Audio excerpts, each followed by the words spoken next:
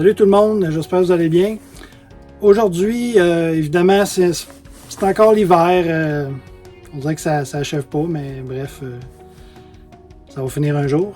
J'ai hâte là, parce que je vais installer l'air climatisé dans le trou qu'il y a là.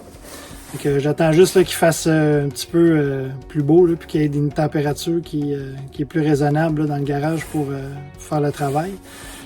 Et puis, en fait, le sujet de la vidéo aujourd'hui, je vais vous parler en fait des 12 erreurs à éviter avec le système électrique de votre van aménagé. Pour la plupart des gens, le système électrique, c'est parfois la partie la plus intimidante et la plus compliquée d'une conversion de van. Donc, après avoir vu plusieurs vidéos de gens qui font de la conversion de van là, sur YouTube ou d'autres vidéos, j'ai observé qu'il y a des nombreux oublis ou des erreurs là, qui sont commises par ces personnes-là qui se lancent dans l'aventure électrique. Donc, je vous présente les 12 erreurs les plus courantes que j'ai constatées afin que vous puissiez facilement les éviter ou les corriger au besoin. Donc, c'est parti! Donc, l'erreur numéro 1, c'est de ne pas définir le système électrique adapté à vos besoins. Donc, avant de commander des composantes électriques pour un système, c'est important de faire la liste de vos besoins en énergie présents et futurs et en lien avec le type d'appareillage que vous souhaitez avoir dans votre van. Pour ça, il existe des calculateurs électriques qui vous permettent de dimensionner votre parc de batterie et votre système en même temps que les panneaux solaires, et votre chargeur et alternateur, votre onduleur aussi automatiquement. Donc, ça vous permet de voir vraiment qu'est-ce que vous avez besoin comme système électrique. Je vais mettre aussi un lien dans la description vers un de ces calculateurs. Quand on ne définit pas ses besoins énergétiques, ça conduit souvent les gens à commander des gros systèmes sans d'abord définir leurs besoins complètement. Donc, par conséquent, vous risquez de vous retrouver avec une capacité trop faible ou trop importante selon vos besoins. Donc, une capacité trop faible peut vous obliger à acheter des composantes supplémentaires pour lesquelles vous n'avez pas laissé de place. D'un autre côté, si vous achetez un pack de batterie plus grand que nécessaire, vous risquez de dépenser beaucoup plus que nécessaire, à moins de prévoir plus de demandes dans le futur, comme par exemple un air climatisé. La deuxième erreur, c'est l'installation de puits de lumière, de toits terrasses et d'autres composants montés sur le toit avant de définir votre système électrique. Je peux comprendre que vous souhaitez d'abord accomplir des tâches gratifiantes comme l'installation d'un puits de lumière ou d'une galerie de toit. Visuellement, ça fait des gros progrès qui peuvent vraiment stimuler la motivation. Par exemple, l'installation d'une galerie de toit ou de bouche d'aération sans avoir au préalable défini votre système électrique peut vous laisser avec un espace limité pour les panneaux solaires. Si vous n'avez pas assez de place pour le panneau solaire requis, bien, vous allez finir par devoir faire de gros compromis avec votre système. Donc, c'est important de planifier à l'avance l'espace disponible sur votre toit. Ce problème-là est facile à éviter là, avec une planification. Donc, c'est la même chose pour les appareils de ventilation. Par exemple, dans mon cas, j'ai pris soin de laisser de l'espace pour l'installation future de l'air climatisé en arrière. Et puis les panneaux étant sur des rails, c'est plus facile pour moi de les déplacer au besoin. Donc, si on ne peut pas mettre n'importe quoi, n'importe où sur le toit, il faut percer aux endroits entre les renforts. Donc, parfois, ça peut devenir un casse-tête. Donc, la troisième erreur, c'est l'utilisation d'un calibre de câble incorrect. Le calcul des différents calibres de câbles pour votre système électrique, c'est plus complexe qu'il paraît à première vue. Donc, je vais mettre un lien dans la description vers une vidéo que j'ai faite à ce sujet. Donc, si un câble n'est pas assez gros, il y a une résistance élevée, peut rapidement augmenter sa température puis provoquer une inflammation du revêtement puis des matériaux environnants. Donc, lors du calcul du calibre du câble, vous ne devez pas viser une chute de tension supérieure à 3 % sur votre circuit. Au-delà de 3 %, certains appareils sensibles ne fonctionneront pas correctement. Donc, il y a un autre facteur à prendre en compte, c'est qu'un système électrique avec un câble de mauvaise qualité peut fonctionner correctement au départ, mais ça donne un faux sentiment de sécurité. Les problèmes, ils deviennent apparents que sous un courant élevé, par exemple, lorsque vous branchez un séchoir à cheveux ou une plaque à induction pour la première fois. Donc, c'est là vraiment que votre système va être très, très sollicité. Donc, pour plus de sécurité, vous devez calculer votre câble en fonction de son intensité nominale puis de la chute de tension. La quatrième erreur, c'est de monter les batteries loin du reste de votre système. Il semble idéal d'utiliser l'espace libre sous les banquettes pour loger vos batteries. Cependant, si vous ne pouvez pas placer le reste de votre système à proximité, puis que vous avez l'intention de l'installer à l'arrière de votre van, mais ça pourrait poser un problème. Donc, l'augmentation de la longueur du câble, ça signifie également que vous devrez augmenter le calibre de votre câble. Et les câbles de gros calibre, ce n'est pas bon marché. Par exemple, présentement, le prix pour un câble 4.0, c'est de 15,50 $ canadiens par pied. Donc, toute distance plus longue nécessite un calibre beaucoup plus important pour maintenir la résistance et la chute de tension. Ça va entraîner à terme des coûts inutiles là, si jamais on met le système trop loin. Donc, avec une planification préalable, il est facile de monter vos batteries à proximité du reste de votre système, ce qui m'amène à mon prochain conseil. Donc, cinquième erreur, ne pas planifier l'emplacement d'installation du système électrique. Donc, lors de la conception de votre aménagement, assurez-vous de réserver un espace suffisamment grand pour votre système électrique. Assurez-vous de pouvoir monter tous les composants ensemble et tenez compte du rayon de courbure de chaque câble. Le fait de placer des composantes à des endroits aléatoires peut augmenter la quantité de câbles que vous avez besoin puis rendre l'accès et puis la surveillance des composantes un cauchemar. Donc, il est également important de réfléchir à l'emplacement de vos moniteurs de batterie, interrupteurs et autres indicateurs de système. De plus, n'oubliez pas que l'électricité et l'eau ou le gaz, ça ne fait pas bon ménage.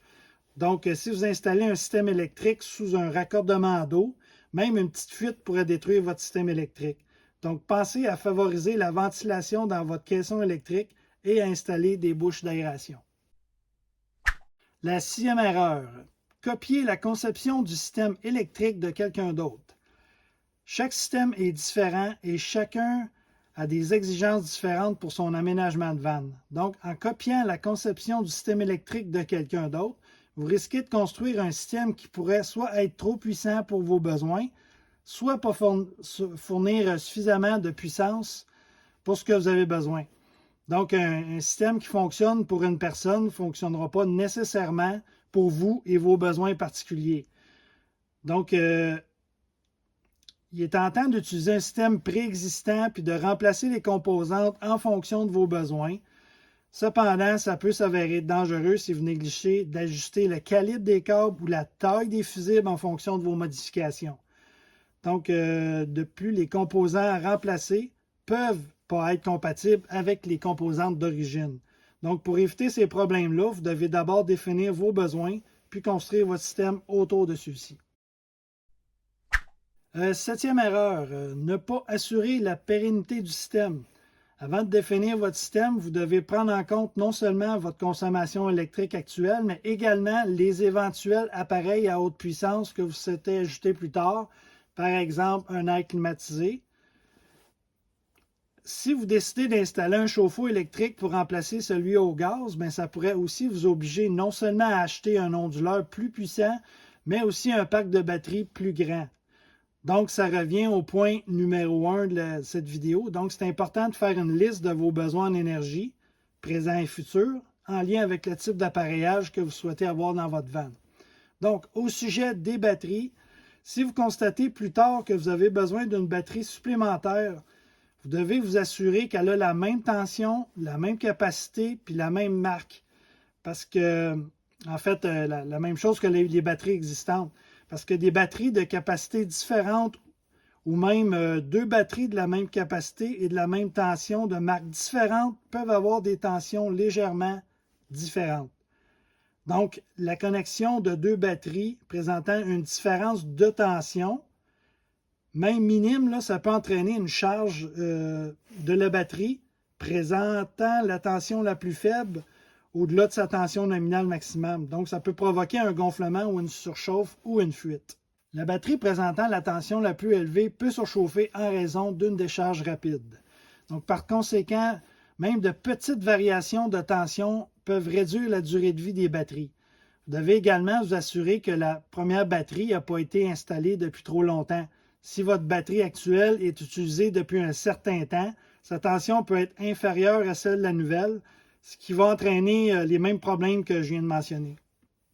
Donc, au niveau des onduleurs, si vous décidez de ne pas installer un onduleur au départ, parce que vous ne prévoyez pas utiliser d'appareils qui fonctionnent au courant alternatif, comme par exemple un micro-ondes ou une plaque à induction, et que vous vous dites que vous pourriez installer un onduleur plus tard, bien, comprenez bien que ce soit techniquement possible, là, vous consommerez probablement plus d'énergie. Donc, à conséquence, là, pour cette raison-là, vous aurez probablement besoin d'un pack de batterie plus grand, ce qui va affecter la dimension des câbles de votre batterie, puis la taille du jeu de bord, puis la taille des fusibles, etc.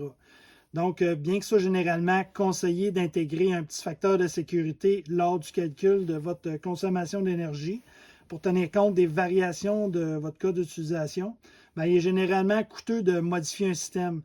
Donc, vous devez essayer de trouver le bon équilibre et puis de bien planifier au départ.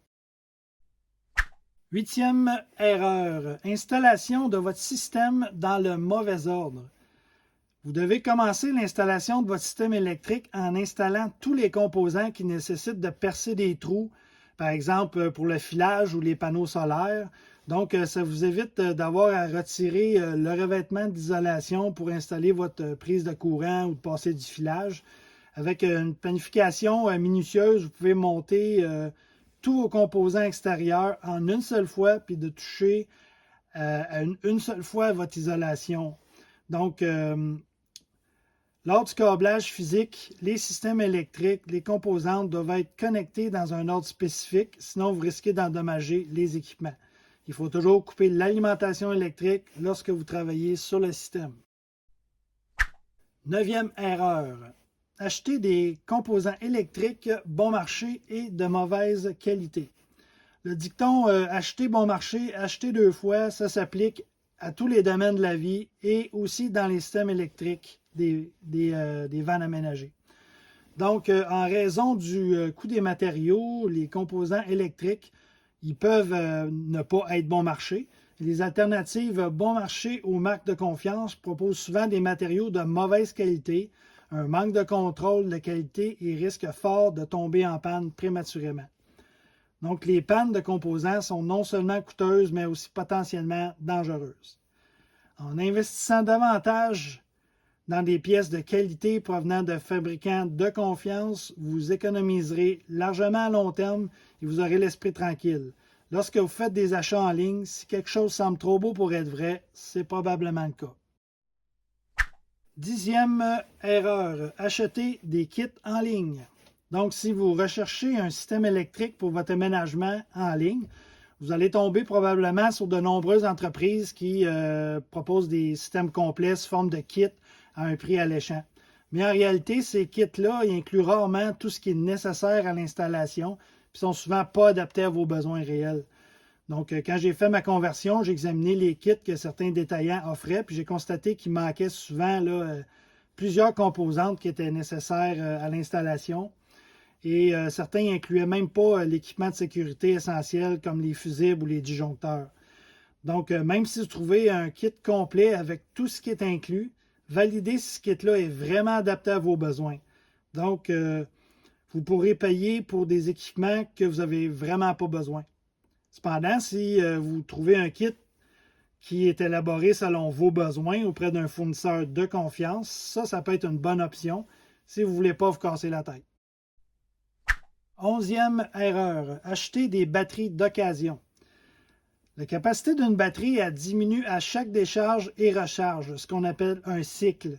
Donc, par exemple, en général, les batteries AGM à décharge profonde, ils ont une durée de vie de 1150 cycles en moyenne s'ils sont régulièrement déchargés à 50 %.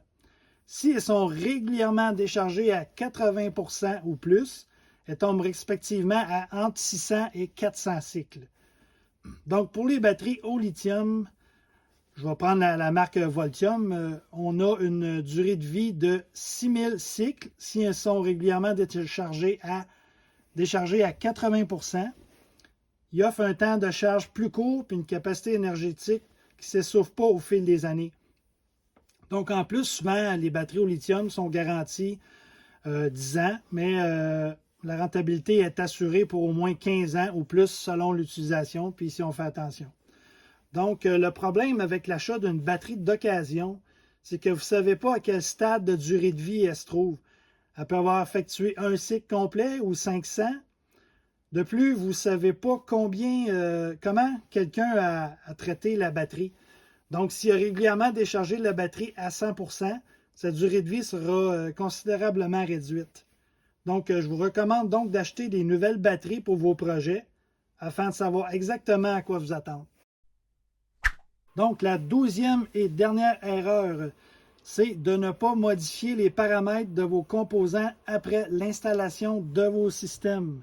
Donc, ce qu'il faut savoir, c'est que chaque composant de votre système électrique a été conçu pour faciliter un grand nombre de cas d'utilisation. Par exemple, ça signifie qu'il est important de définir les paramètres corrects pour que le système fonctionne comme prévu. L'utilisation des configurations par défaut pour vos paramètres peuvent entraîner un fonctionnement incorrect de votre système. La lecture attentive du manuel de chaque composant est un bon point de départ et devrait vous conseiller sur les paramètres exacts à choisir pour votre système. Alternativement, lorsque votre système est conçu par des professionnels, ils vous fournissent les détails de configuration spécifique ou le programme pour vous. Les chargeurs de batterie Orion de Victron, c'est un parfait exemple. Souvent, le réglage par défaut, c'est de fonctionner comme une alimentation et non comme un chargeur. Donc, pour de nombreuses applications de vannes, cela a pour conséquence que la batterie de démarrage va se vider jusqu'à ce que tu ne puisses plus démarrer ton véhicule. Donc, c'est important de le mettre en mode chargeur. Comme ça, ça va juste charger quand le véhicule fonctionne. Et puis, une fois le réglage correct, bien, le chargeur il va garder vos batteries chargées à chaque fois que tu conduis, comme prévu dans l'application. Alors, en conclusion de la vidéo, j'espère que vous avez trouvé que ces conseils-là sont utiles pour vous éviter de commettre vous-même certaines de ces erreurs. Laissez un commentaire sur une erreur que vous avez commise ou constatée ou des choix que vous avez faits pour votre conversion. Puis aussi en espérant là, que votre expérience puisse faire profiter les autres et puis ça va peut-être leur éviter là, des dépenses inutiles. Donc, sur ce, à la prochaine.